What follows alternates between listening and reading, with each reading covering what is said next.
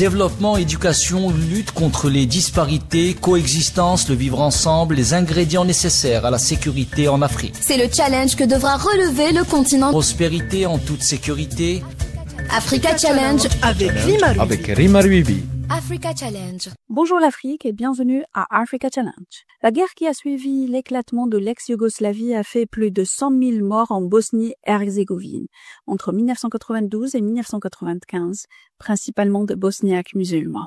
Plus de 2 millions de personnes ont également été déplacées. Le massacre de Srebrenica a marqué l'un des chapitres les plus sombres dans l'histoire de l'humanité.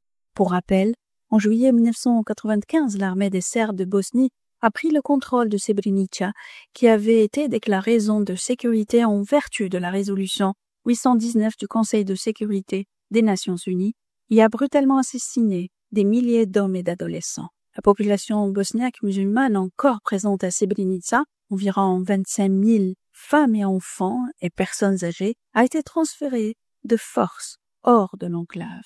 L'Assemblée générale des Nations Unies a commémoré mardi 8 juillet le 30e anniversaire du génocide de Srebrenica en rappelant à défendre la vérité et la justice. Les leçons de Srebrenica doivent guider nos efforts pour prévenir de tels crimes partout et à chaque fois.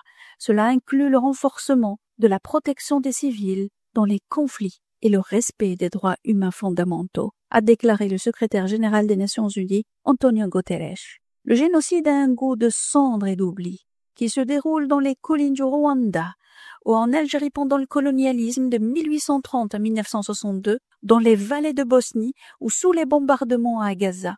Il laisse derrière lui les mêmes silences, les mêmes charniers, les mêmes douleurs amères des mères. Srebrenica, juillet 1995, en Algérie pendant le colonialisme de 1830 à 1962, à Kigali, avril 1994, Gaza aujourd'hui. 4 lieux, 4 époques, mais la même clé. Celle de l'extermination d'un peuple parce qu'il a choisi de vivre, parce qu'il a choisi d'exister. Ce qui relie Srebrenica à Kigali, en Algérie et à Gaza, ce n'est pas seulement l'horreur, c'est l'indifférence organisée. C'est cette manière qu'a l'histoire de se répéter, avec un accent différent, mais toujours la même mécanique, la haine, la déshumanisation et l'abandon.